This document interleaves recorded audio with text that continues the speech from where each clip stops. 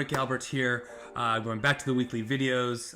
Hopefully you like them. If you have any content that you're interested in learning about, feel free to reach out to me. I'm happy to do a video on it. So let's go dive into what's going to happen now that the fires are somewhat under control. What are the next steps?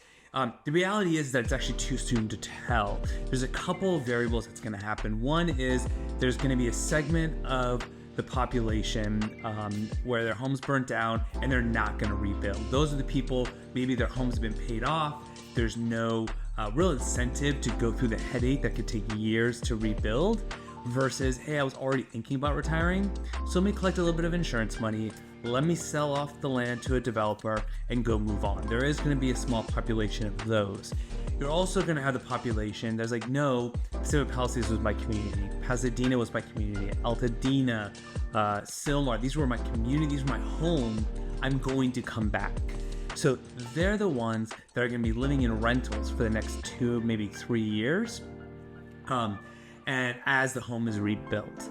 And it's going to take time. There's going to be a lot of fighting with insurance companies because a lot of these people are going to be underinsured, meaning that their policy only covers a certain amount and it's not going to be enough to rebuild.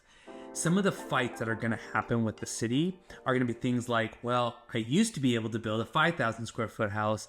Now I can only build a 4,500 or 4,000 square foot house because building codes change. What do I do?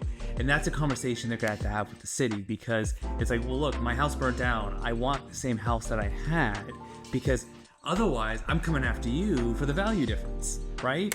Because maybe my house was worth $5 million. Now it's worth $4 million. Like those types of things, those are the type of conversations that are going to be happening. In terms of, developers coming in and kind of swooping up everything.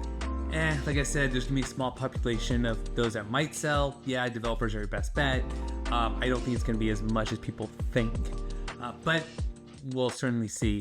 The big variable with Pacific Palisades specifically is the businesses.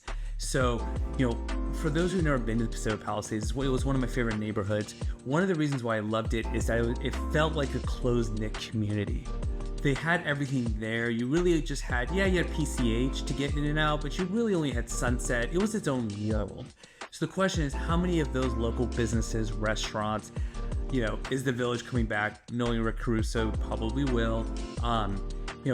Is that life going to come back to there? And is it going to be the same? Chances are it's not. There's a lot of character homes. Those may be gone.